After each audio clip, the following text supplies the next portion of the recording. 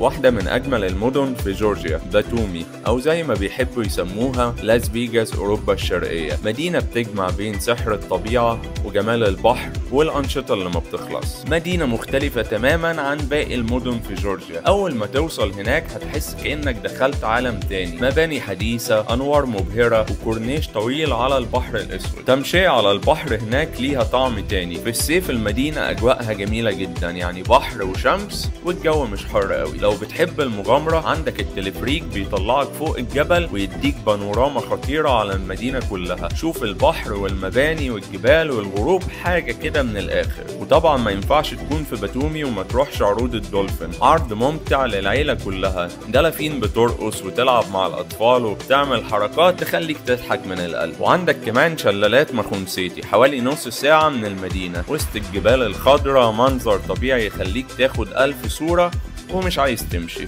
نيجي بقى للحديقة النباتية في باتومي، جنة خضرة فيها آلاف النباتات من كل بلاد العالم، ومنظر البحر من فوق مش طبيعي. غير كده باتومي مش بس طبيعة وبحر، هم أطلقوا عليها لاس فيجاس أوروبا الشرقية عشان فيها كازينوهات، مطاعم فخمة، ونايت لايف حقيقي. بتحس إن المدينة ما بتنامش. باتومي هي المدينة اللي تقدر تستمتع فيها بكل حاجة، هدوء وطبيعة موجود، حياة وسهر برضه موجود، وده اللي بيخليها اختيار أول لأي حد رايح جورجيا.